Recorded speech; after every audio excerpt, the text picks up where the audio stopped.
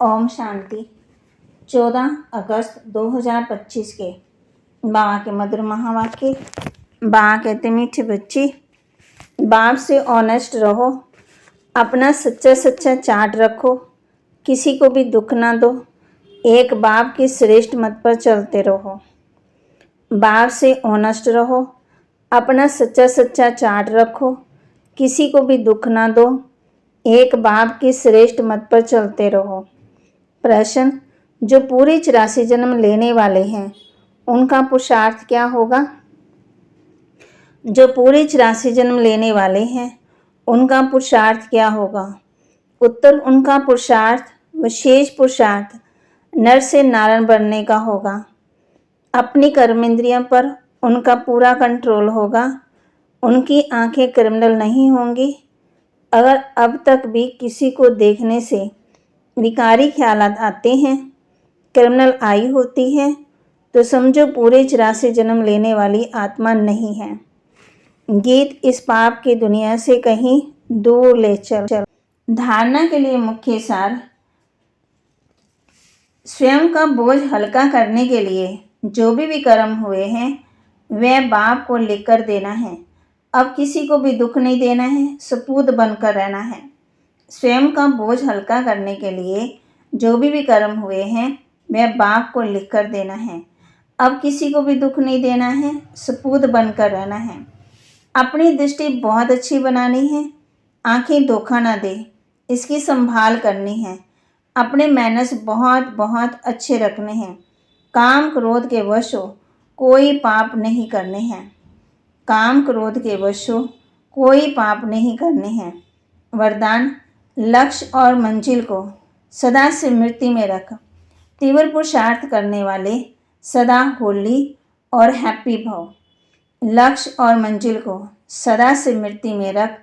तीव्र पुरुषार्थ करने वाले सदा होली और हैप्पी भव। ब्राह्मण जीवन का लक्ष्य है बिना कोई हद के आधार के सदा आंतरिक खुशी में रहना। जब ये लक्ष्य बदल हद की प्राप्तियों की छोटी गलियों में फंस जाती हो तब मंजिल से दूर हो जाते हो। इसलिए कुछ भी हो जाए, हद की प्राप्तियों का त्याग भी करना पड़े तो उन्हें छोड़ दो, लेकिन अविनाशी खुशी को कभी नहीं छोड़ो। होली और हैप्पी भाव के वरदान को स्मृति में रख। तीव्र पुरुषार्थी होली और हैप्पी भाव, लक्ष्य और मंजिल को सदा स्मृति में रख।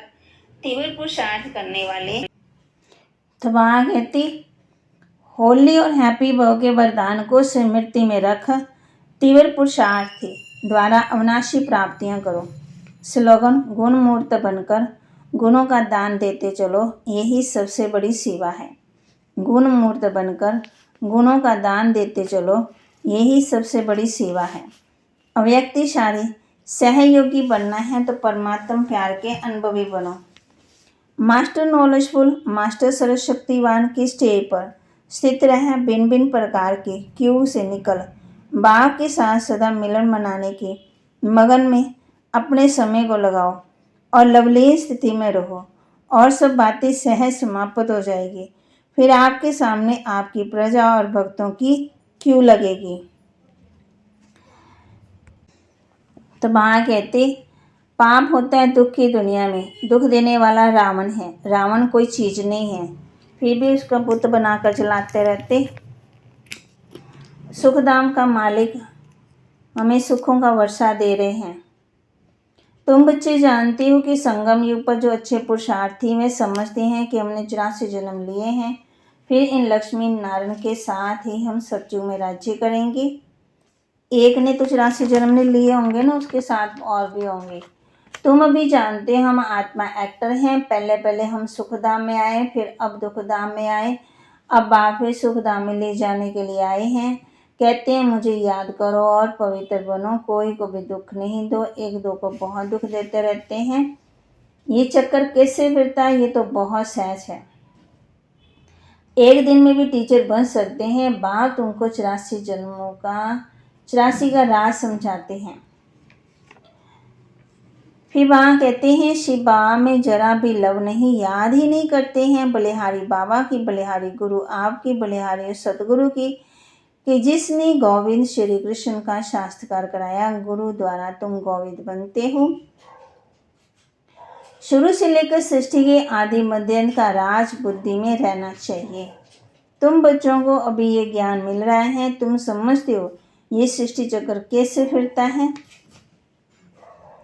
बाबा कहेंगे अच्छा चार्ट लिख कर ले आना, तो देखेंगे बाबा बुलाएंगे भी ऐसे बच्चे जो हम देखें। सपूत बच्चों को बाप बहुत प्यार करते हैं।